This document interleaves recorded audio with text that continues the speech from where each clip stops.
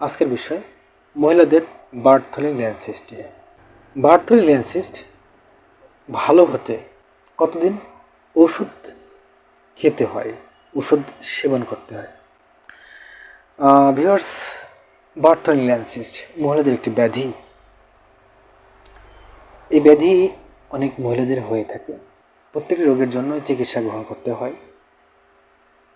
রোগ ব্যাধি হবেই, এজন্য চিকিৎসা রয়েছে, নিয়মকানুন রয়েছে, ব্যক্তিগত স্বাস্থ্যবিধি রয়েছে, লাইফস্টাইলের পরিবর্তন রয়েছে, পাশাপাশি চিকিৎসা রয়েছে, ওষুধ রয়েছে।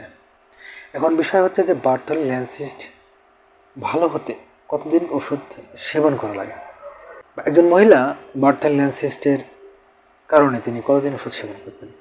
ভিউয়ার্স, এখানে একটি বিষয়, সেটি হচ্ছে যে রোগের ধরন অনুযায়ী চিকিৎসা হয়ে থাকে, রোগের লক্ষণ উপসর্গ অনুযায়ী চিকিৎসা হয়ে থাকে।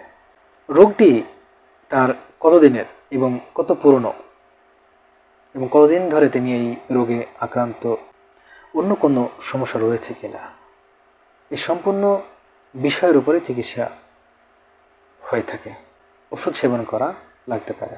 বার্থলি ল্যান্সিস্টের বিষয় বলতে গেলে, যদি বার্থলি ল্যান্সিস্ট অল্প সময় খুব আর্লি হয়ে থাকে এবং তাতে যদি সংক্রমণ না হয়, বার্থলি ল্যান্সিস্ট যদি বৃদ্ধি না পায়, নিয়মকানুনের পাশাপাশি স্বাস্থ্যবিধি মেনে চলার পাশাপাশি চিকিৎসা গ্রহণ করলে অল্প দিনের ভেতরেই বার্থলি ল্যান্সিস্ট থেকে দূরে থাকা সম্ভব, বা বার্থলি ল্যান্সিস্ট সম্পূর্ণভাবে নিয়ন্ত্রণ রাখা সম্ভব।